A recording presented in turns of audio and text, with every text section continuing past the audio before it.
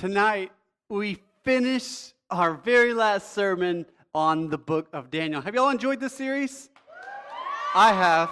It's been fun researching and studying.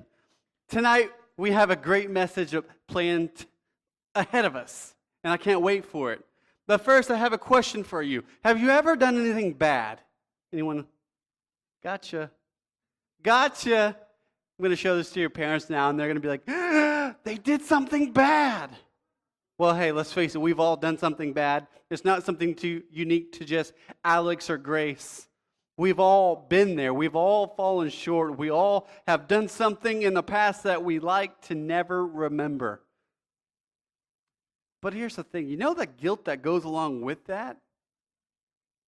It can drive you to do some things that you wouldn't want to do. But let's flip the other side. What if someone comes up to you and they say, I know you did this, I know you did it, and you didn't do it? Is there any guilt associated with that? No, because you know of your own innocence. You know whether you did right or you did wrong. You know. And so when someone comes up to you and claims false things about you, although it hurts, it's also easier to brush those off because you know your life. You know your life better than anyone else. You know your thoughts. You know your intentions. You know your desires. You know what your heart beats for. And if someone comes up to you saying, you did bad, and you didn't, well, you still feel free because, let's face it, you're in the clear. And so if someone comes to investigate you, you have nothing to worry about because you are a man or you're a woman of integrity. And it's good to not have those guilty feelings associated with our actions, right? Yes. Tonight, I'm not here to talk to you about your actions, though. I'm not here to talk about that. I think we could give sermons of what to do and what not to do. Those sermons happen a lot of times, but that's not the purpose of this sermon. Because I think your relationship with God is more important than what you do and what you don't do. I think your love for God is more important than how you act. Now, I know as you sit there, you're saying, but isn't being a Christian all about what I do? A little bit. But I have to say, your relationship and your love for God matters more. I've noticed this in my life, that if I'm truly in love with God, I naturally do what He says because I care about what He thinks about me. And so it's easier to stay away from the bad deeds because I'm only trying to please one person. But when I don't have that love for God the way I need, when I don't spend time in prayer and time in Bible reading, when I just live the life I want to live, guess what? My actions, they correlate with that. They go hand in hand with that. And so it's no wonder why I make more mistakes in those moments. It's all about the heart. Your heart. What that beats for. Tonight, I could say, do this, do that, do this, do that. Do this, do that. Do this, do that. Joel, hey buddy. Or I could teach you a more important principle. The principle of loving God even when the world tells you not to. I can teach you the need to following God, not just doing what He commands, but following God because He is the one true God. And I think that principle will impact the way you live your life forever. I know it did for Daniel. Daniel lived his life to honor God. As a part of living his life, because of his devotion to God, because of his love for God, guess what? You could find no flaw in the man. Why is that the case? Why could you look at this man and see no evil? Why could you look at this man who stood in adversity, but yet did nothing wrong? Well, I can only boil it down to one thing. After studying, after watching movies about the book of Daniel, I can only see one thing. This man cared so much for God that he would pray to his God no matter the cost. And guess what? When you pray to someone, you naturally start to care about them more than yourself. You naturally start to love your God more than you love yourself.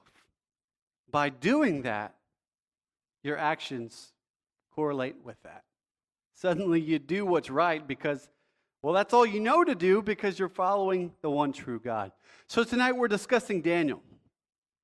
We're discussing Daniel. But before I do, I want to share with you an illustration.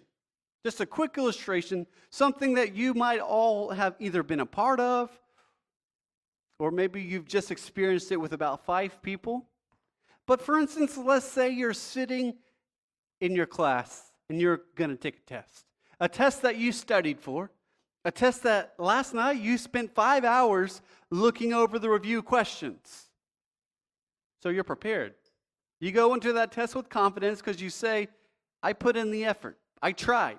I wanted to pass this test. Therefore, I studied for this test. But your other classmates didn't. Your other classmates found a way to sneak a study guide, and they look at that study guide during the test, and they get all the right answers. You studied, you worked hard, but you only made a 94. Now, I know that can be frustrating. But teachers are very smart people, right? If you say no, you're wrong for that. Teachers are very smart people. That's why they're teaching you. They have gone before us. They've blazed that trail. They know what we're going through, whether we want to admit it or not. Your teacher's wise enough to realize that your whole class cheated, so she has to do something about it. She could give the whole class zeros, but then when report cards come out and you see the test scores and the grade point averages, it wouldn't look really good in the eyes of the principal. She knows that. So she decides, instead of giving everybody a 0 for cheating on their test, she's going to make them retake the test. This time it's going to be in the library. They're going to be all in a cubicle. They're going to leave their stuff in the classroom. And it's up to them in that test. Let's see how they do. So all the students march into that library. They sit down to take that test. And they don't know the answers. Why do they not know the answers? Because they did not put forth the effort to know the answers. And so they don't do well. They might get 1 or 2 right, but because of the fact that they didn't study, they fall flat on their face. Now, I know for you who studied, it might be a bit scary because you're like, oh no, I got to retake this test. But the thing is, you studied for that test. You know the answers. And so this time, instead of making a 94, you make a 96 because you've prepared. You've paved the path. You understand how to be a man or woman of integrity. When everybody else cheated, you did what was right. Tonight, I know that's a silly example, but to me, that's kind of what Daniel is going through. This whole world is going astray, but Daniel is being committed to integrity, but even more than just being committed to what's right and wrong, Daniel's committed to what his God is all about and what his God thinks of him. And so when King Darius is about to put him in charge of everyone because of his phenomenal skills, there's no wonder why. Because he's paved the path. He's done what was right. He studied. Most importantly, he followed God, and it placed him in a great position of leadership. And he was without flaw, without defect. He handled the money right. He did everything by the books. But here's the thing. Sometimes when you make a 96 on that test that you studied for, and the rest of your class knows that, they get mad at you. They get upset by you, and they say, we got to put this guy in his place. That happened to me in athletics growing up. I was a hard worker, you know that. And one day, I was lifting weights really hard, and it was really heavy, but I was doing what was right. And our star athlete on the team wasn't. And so he tried to call me names, and he tried to belittle me. But I stood my ground, and I continued doing what I was supposed to do. I encourage you, continue doing what you're supposed to do. Stand in adversity. But when those people come against you, understand that you are a man, you're a woman without flaw. And no matter what anyone else says about you, if you're honoring God by the way you live your life, you have nothing to fear. Daniel was in this spot.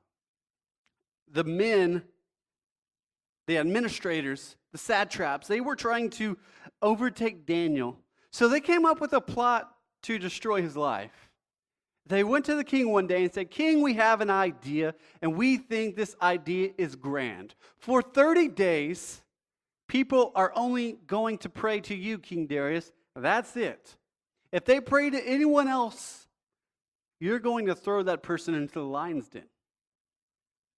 We need our community to support you, King, to worship you, King, and we want to make sure that you become the priest over this entire nation,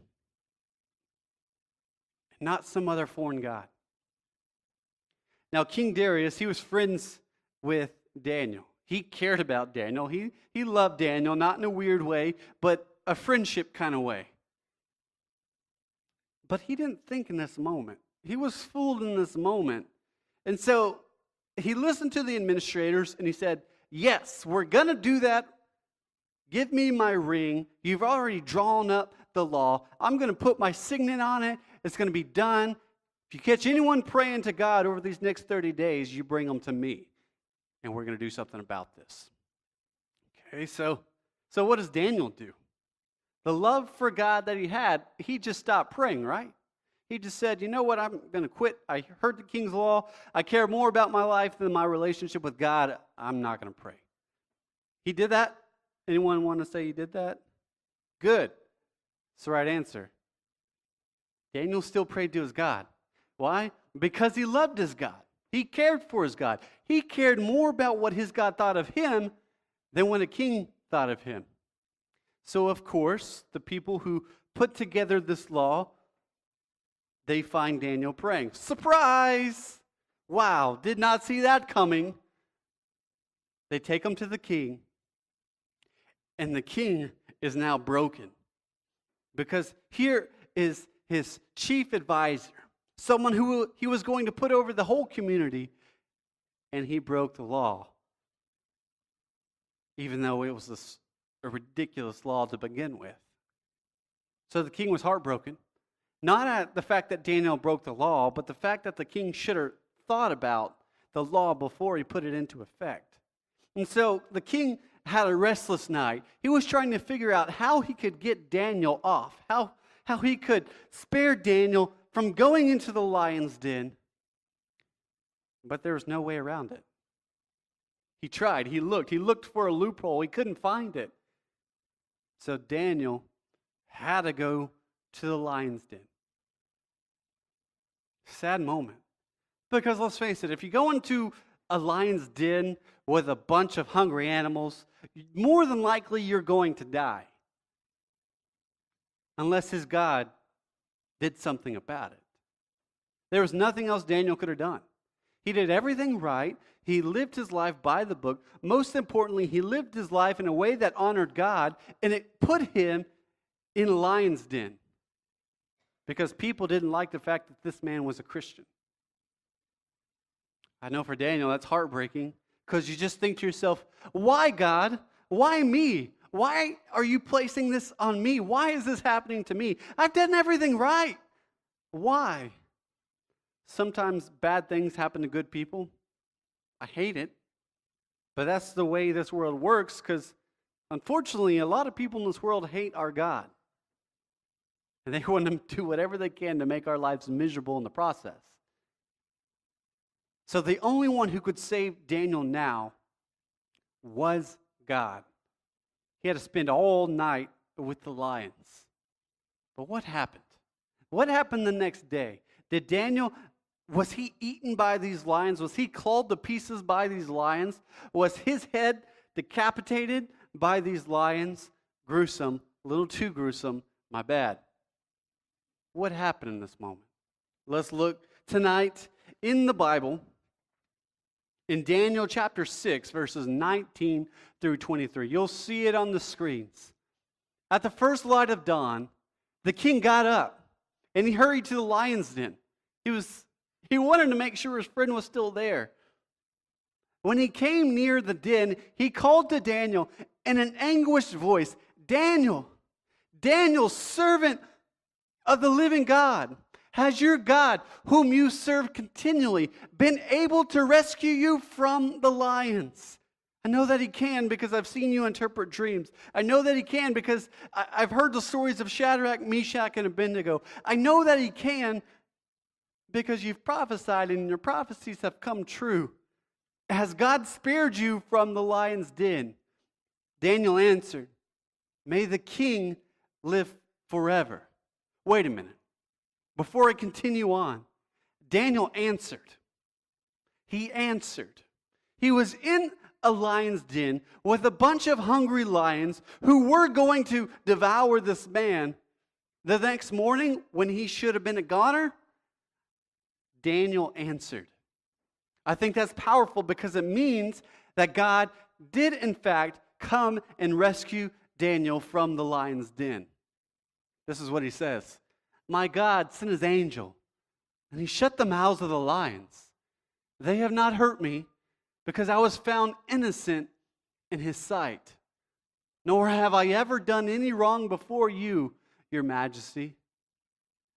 The king was overjoyed, and he gave orders to lift Daniel out of the den. And when Daniel was lifted from the den, no wound was found on him, because he had trusted in his God. I know when your whole class tries to come against you for studying for that test, I know it's really uncomfortable. But if you did the right thing, you have nothing to fear. Daniel did the right thing. He broke a law.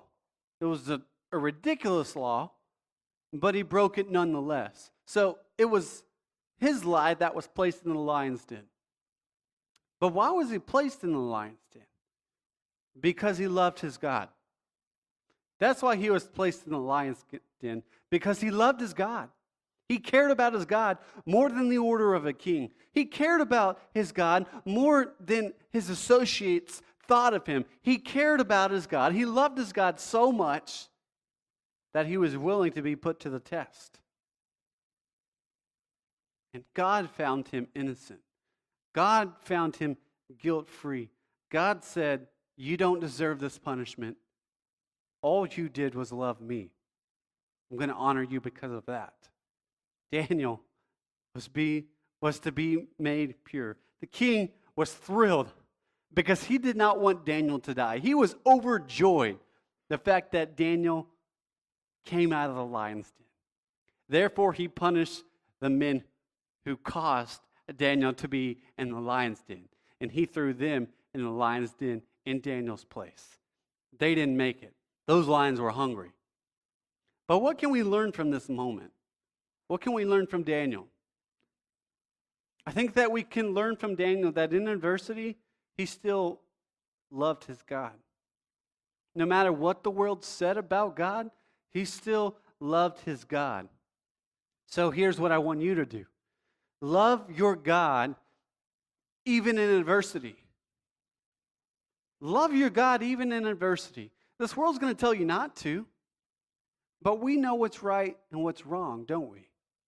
It's more than just doing right or doing wrong. It's so much more to that. Serving Christ isn't about doing right or doing wrong. Do I want you to do right? Of course I do. I wouldn't be a good youth pastor if I didn't say that. Of course I want you to do good. But more importantly, I want you to love your God. Because if you love your God, everything else is going to naturally flow out of that love. When the king tells you not to pray to anyone else except for him, well, you know that law is not worth following because your God is more important than any king. Your God is your number one priority. Whether you want to admit it or not, he should be our number one priority. And my thought is, do we love him the way he deserves? Do we show our devotion to him the way he deserves? When the rest of the world is saying, following God is in the past, that was back when the country first started. Don't do that anymore. When people tell you that the standards of the Bible are for yesterday, they're not for today, don't believe that. When the world tells you to follow them in their path and to go where they go, I ask you, will you love your God enough to follow him and remain true to your commitment to Jesus Christ? I know that he did that for you. He saw us at our very worst, at our very worst. We were kicked out of the garden for our disobedience. You know, even as you look at our country today, you can see our disobedience. But God saw us at our worst, and he gave his best for us. We're going into Easter coming up, and you know what Easter's all about. It's about the fact that Jesus Christ died on Good Friday, but that he came back to life on Easter Sunday after he was dead and in the grave for 3 days. He came to be a sacrifice, to give his life for the punishment of our sin that we deserve. The only thing he asks in return is that we love him and that we follow him. If he gave up his life for us, I don't think that's too much to ask. But we will never be men and women of integrity if we don't love God first. If we don't care about what he thinks about us first. We won't do right if our heart's not right. It's just the way it works. When my heart's not right, I do bad things. And I think you can probably find yourself in that moment too. But when my heart is right, when it's connected with God, when my love for God is at its highest, I do what's right. I'm a man of integrity. I follow after God. I impact people in the process. I love people the way he loved me. There's a lot to it when we fall in love with God. So the choice is ours. Daniel had a choice. He could say, you know what, King, I'm going to just pray to you because I want my life to be saved. Or he could say, I could pray to the Most High because I know that that's the right thing to do. And whether I die in the lion's den or not, I know that my life was guilt-free. Daniel loved his God in adversity. And I challenge you to do the same thing. Now, loving your God is going to require some work. It's going to require time. You're never going to have a good relationship with someone else if you don't invest time. If you're gone 24/7 and you expect to come home to a loving environment, you're probably going to go home to some turmoil. It's just how it happens. When you're not investing into one another, that causes division. That's relationships 101. Take it, leave it, do what you want with it. But I promise you, if you spend time with someone, that's going to last. Daniel understood that principle, but even more, he understood that principle with his God. He said, I am going to spend time with God because I know that's what's most important. So therefore, you're going to have to spend time with God. It's not a bad thing, folks. If you can spend time with the King of the world, if you can spend time with the leader and the ruler of heaven, you don't have to fear anything. Because last time I checked, the President of the United States has nothing on the God, our Savior. Last time I checked, the President of Russia has nothing on who God is. Now, those men are powerful leaders, but compared to God, compared to the one who gave his life for many, they have nothing. Nothing. So if you can talk to him in the morning, you can talk to anybody else. Promise you that you can. So love your God even in adversity. And then know this, that by doing so, even though the world hates you because of it, God will always be faithful. If you follow God, he will be faithful to you. If you share your devotion to God, he will be faithful right back to you. I think that's what happened with Daniel's life. He was faithful to God. Because of his faithfulness, he would constantly rise in positions of leadership, even though it wasn't his own country. He was from Jerusalem. They were in Babylon. But yet he was constantly climbing the ranks because he loved his God and God was promoting him. But in this situation, he honored God. And because of his devotion to God, he was thrown in the den, or he should have died, or his life should have been taken away from him. But God proved that he would always be faithful. And Daniel lived. His life was spared, and he was given a chance to continue to live on and continue to live to lead his people. What does that say to us today? That God will be faithful. God will be faithful. So if you love your God, if you are devoted to your God, if you care about him so much, he will in turn be faithful to you. It's not always going to look the way we want it to. Sometimes we might find ourselves in a lion's den. In moments like that, we would question, God, why'd you do this? Bad things still might happen. But I promise you, he's going to be faithful to you. He's going to carry you through. He's going to lead you on. And even if your life is taken from you in this life, because it's happened in Christianity before. There have been martyrs. There have been people who were doing the right thing and their life was cut short. God is still faithful to you. Because right here, right now, it's not all there is. This isn't the end outcome. No, there's life after this. And I know that if we're faithful to God in this life, he will be faithful to us in the afterlife. And isn't that what we all want? To be at a place without tears, without pain, a place where we can spend time with the person we love the most for the rest of our life. I don't talk about hell a whole lot because I don't want to scare you into following Jesus Christ. I want you to follow Jesus Christ because you want to follow Jesus Christ. I'm not going to twist your arm in order to do that. I want you to do that because you want to do that. Can't force that on you. It's got to be a choice. But I've once heard this, that when people go to hell, they got exactly what they wanted. They got eternity without Jesus Christ. They lived their life on this earth without him. They wanted nothing to do with him. So when they die, they got exactly what they wanted, life without Christ. But on the flip side, those that go into heaven, they get exactly what they wanted too. They lived their life to honor God. They followed God in all that they do. And so when they die and they go into the afterlife, when they go into heaven, they get exactly what they want. A relationship with Jesus that'll last forever. That's our faithful God. That's our faithful God. It's who he is. So I encourage you. Follow God not based upon what's right and what's wrong. Obey God when he asks you to do something, certainly. But you follow God because you love God. Because you care about God. Because you want God living and active in your heart, and you want to follow him all the days of your life. Daniel did. Saved his life, both physically and spiritually. And I think we can do that today.